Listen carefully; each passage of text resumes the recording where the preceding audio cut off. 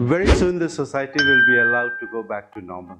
Now, while many of you might think that this is too optimistic and early for me to come up with a subject like this, but I think it will be of utmost importance for us to take care of the safety of our colleagues, ourselves, and also our families when things go back to normal and we are allowed to go back to work.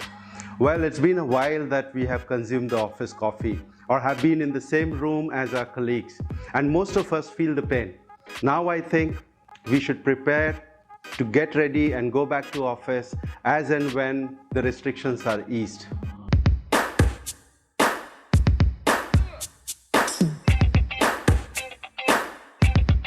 While stringent protocols are already in place in most of the countries, including in countries like Qatar, but I think there is a lot that needs to be done on our end to make sure that we are well protected.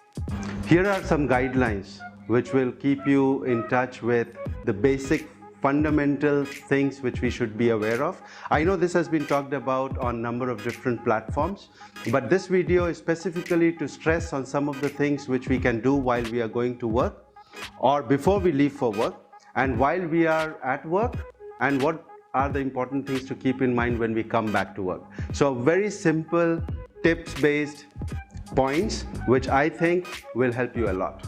Before you leave for work, here are some of the tips which will help you keep yourself, your families and your colleagues safe. Always check your temperature at home. If you feel you have slightly elevated temperature or you're not feeling well, please call in sick.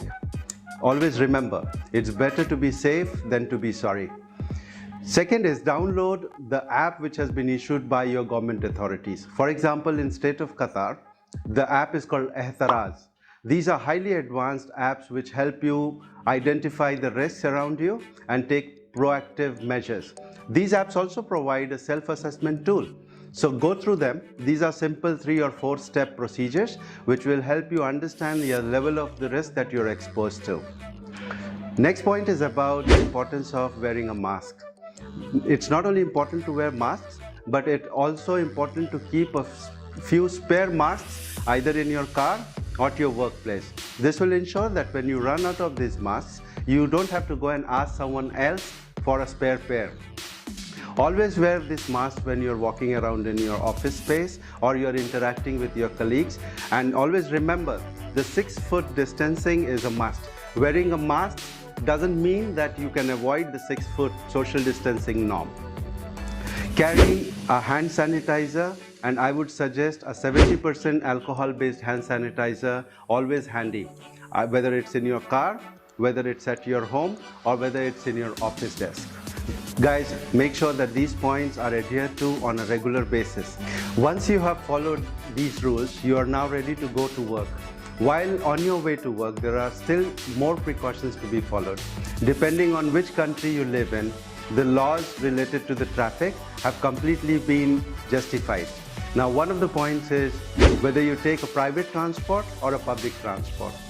Most of the countries have not allowed the use of public transport. They are still closed. This means that you have the option of taking a private vehicle. If you own a car, that's the best because you are protected from outside infections and possibilities of getting infected through other people sneezing and touching the common surfaces.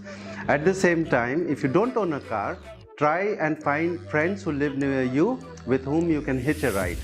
Now, make sure that you follow the social distancing norms, wear masks, and I would suggest even wear gloves if you are in someone else's car where you are not sure about the level of sanitization. If you're riding a motorbike, make sure that there's no pillion. Pillions are not allowed in most of the countries in the current scenario. Pillions are a big cause of infection because they sit very close to you, and if they sneeze or they happen to have come in contact with other people who are infected, the risk of you getting infected also increases. Please note that all of these rules are subject to the penalties and very strict punishments depending on which country you are in. Follow these rules to the T, because if you make mistakes, rest assured you will be fined. If your company is providing you with a car and you have a driver, please make sure that the driver also follows similar precautions as you have just done before leaving home. Check with your driver and your administration department that there is a checklist and a series of measures which have been applied to ensure that the driver is also safe. When using the office elevator, make sure that you don't use your bare fingers to press the buttons. It's always a good idea to use a tissue paper and then dispose this tissue paper once you're on your floor. Another important point is that more than 4 people are not allowed in the lift at any given point in time. If you're in the lift and you have other 3 people with you, maybe you should change your posture in such a way that you avoid direct face-to-face contact. The important point here is the social distancing norm requires 6 feet distancing, and most of the lifts in commercial and offices building don't provide 6 feet separation. So it's a good idea for you to either face the wall or avoid interactions with the other people in the lift while you are close to them. Remember, masks will protect you only if you are 6 feet apart, and therefore it's important for you to exercise all precaution while being lift. Once the offices resume normally, whenever they do, online meetings should be the norm. I know that once we are working from home, the number of meetings are quite less, and once the work starts normally, they will tend to increase in frequency. Please make sure that we are still following the online meeting protocols. These protocols will be effective in every company, and I'm sure most of the companies would have made arrangements for each and every employee to have access to a Skype, a WebEx, or any other online meeting tools, and those should be followed like you're following now while working from home. The fact that you have come back to office doesn't mean that you can start having meetings sitting around tables like what we used to do in good old days, and the norm of online meetings must be followed strictly. At the same time, I think we should avoid using papers in offices. Exchanging papers for approvals, endorsements, signatures is still not going to happen. Please use the online platforms. You can use an electronic document management system, for example, where you can transmit documents electronically and follow the online approval protocols rather than exchanging documents in the offices. Most of the offices that will require their employees to come back to work will ensure that they have taken safety precautions well in advance. Most of the companies are going through a complete sanitization process of their office buildings and office premises. There are new visitor management systems which have been put in place. Outside visitors are not allowed to enter, and this is being implemented in all over the world. There are many other steps which are taken in order to ensure that you don't come in direct contact with people, but then your role in all of this is of the most importance. You need to ensure that you still follow the social distancing norms, bring food from home, don't go to the office pantries, don't meet people in the corridors and stand very close to them when you are talking to them, and try and use the online systems as much as possible. Now, once you have completed your day's work and you are on your way back home, there are still some precautions to be taken. Now, when you are leaving office, call someone at home, tell them that you will be home at around, let's say, 4 o'clock in the afternoon.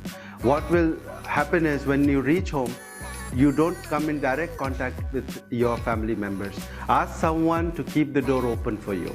When you enter your home, please make sure that you take out your shoes and keep your office handbag on the side. First step is to place the shoes in the shoe cupboard and then sanitize your office bag properly.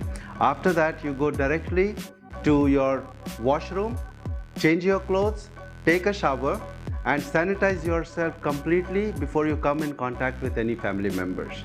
Ensure that your clothes that you're wearing to work are put directly for washing, and then only you go and interact with your family member. This is even more important for those families where there are people who are in the higher risk age group or higher risk category. So if you have small children, you have elderly parents, or you have people who have, for example, diabetes in your family, these precautions when you come back to work will help you ensure that even if there is a possibility of infection, you have eliminated them successfully.